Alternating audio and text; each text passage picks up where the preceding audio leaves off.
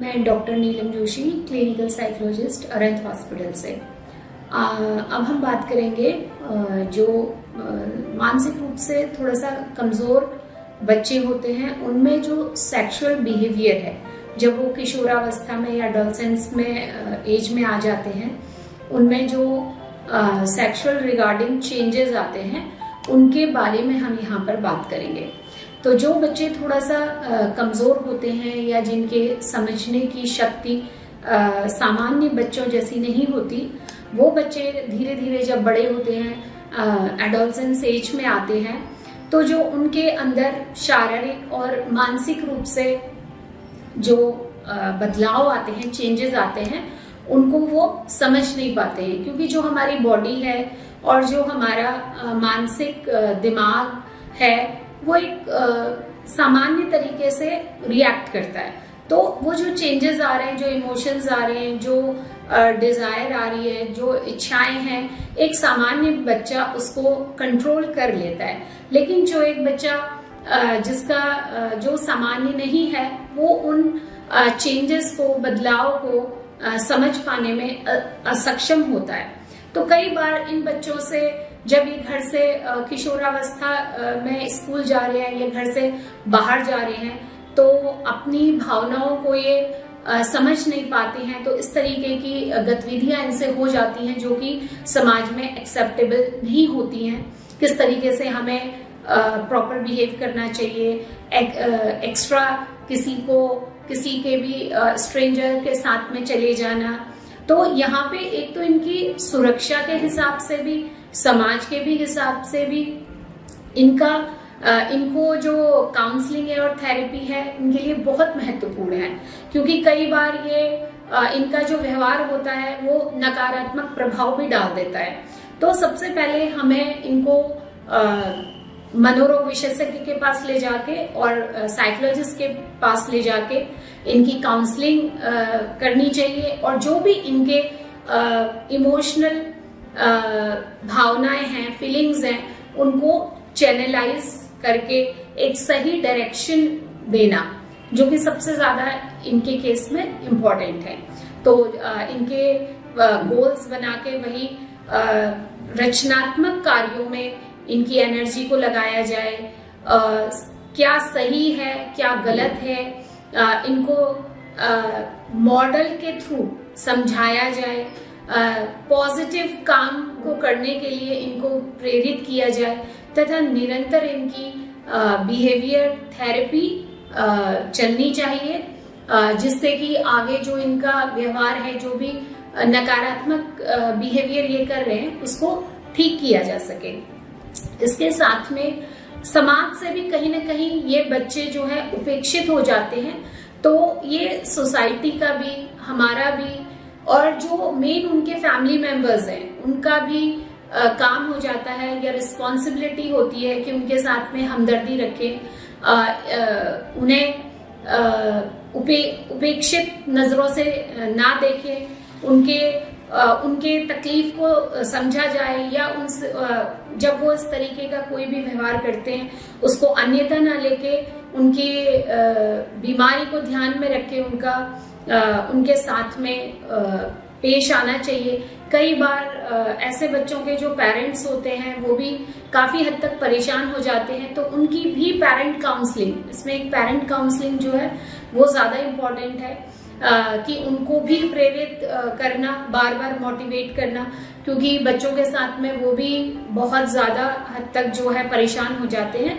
तो ये हमारा मेन काम होना चाहिए। इसके लिए आप डॉक्टर के पास जाएं, साइकोलॉजिस्ट पे जाएं और इसका उपचार कराएं। तो अभी हमने बात करी बिहेवियर डिसऑर्डर वाले बच्चों में सेक्सुअल बिहेवियर, जो कि स्पेशली एडोलसेंस एज में शो होने लगता है।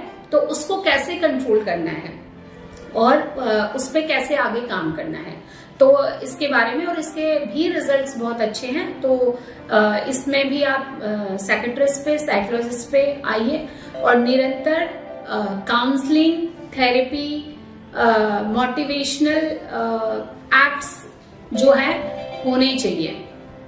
अब हम बात करेंगे इन्हीं बच्चों के डाइट के बारे में। तो जो बिहेवियर डिसऑर्डर या मानसिक रूप से कमजोर बच्चे हैं, उनका खान पान कैसा होना चाहिए, तो इस बारे में हम यहाँ पर बात करेंगे।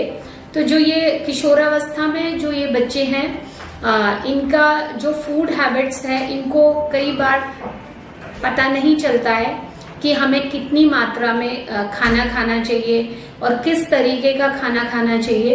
तो इसमें एक तो इनको बहुत ज्यादा जो मीठा या कार्बोहाइड्रेट वाली जो चीजें हैं उससे दूर रखना चाहिए। कम मात्रा में, बहुत ही कम मात्रा में दे, या तो दे ही ना। और इनको जो खाने का कितना इनको डाइट जानी चाहिए वो भी इनके प्लान में डाइटिशियन से कंसल्ट करके इनके प्लान में इंक्लूड होनी चाहिए। अगर इनको क्योंकि इनका जो खाने की हैबिट्स होती है वो इन्हें पता नहीं चलती कि हमें कितना खाना इंटेक करना चाहिए, कितना नहीं करना चाहिए, तो उस तरीके का भोजन इनके डाइट में शामिल किया जाना चाहिए। इसमें आप डाइटिशियन की हेल्प ले सकते हैं। एक इनका डाइट प्लान बना के जो है उसमें फ्रूट्स हैं, जो इनके माइंड के लिए अच्छे फल हैं, सब्जियां हैं, दूध है, जो भी हम इंक्लूड कर सकें वो करना चाहिए, जिससे इनकी एनर्जी जो है वो कंट्रोल में रहे। और मीठा तो इनको बिल्कुल अवॉइड करना चाहिए, मीठा और कार्बोहाइड्रेट। इसके अलावा इनकी चौथा इसमें आता है इनकी हॉबीज। तो इनके कई बार ये हॉबीज को एक्सप्लेन करने में भी समर्थ नहीं होते हैं।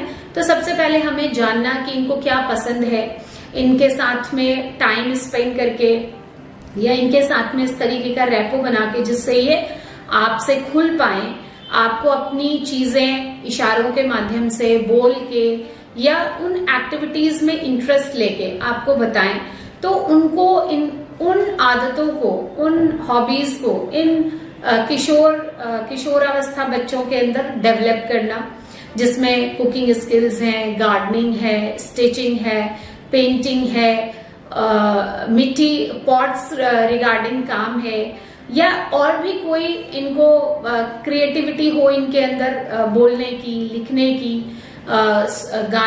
गाने की, डांस की, तो उस हैबिट को इनसे बाहर लाना, क्योंकि हो सकता है ये उसको समझाने में सक्षम ना हो, तो आपको इनकी हेल्प करनी है ताकि उनको भी जो है आगे इस हॉबी को वो डेवलप करके जो है अपने पर्सनालिटी का विकास कर सके और रचनात्मक कार्यों में अपनी एनर्जी को लगा सके। एक इनको जो है थोड़ा सा शारीरिक खेल, उसकी तरफ भी जो है इनको प्रेरित करना चाहिए। ज्यादा नहीं पर हाफ एन आवर या आधा घंटा डेली इनके शेड्यूल में शामिल हो।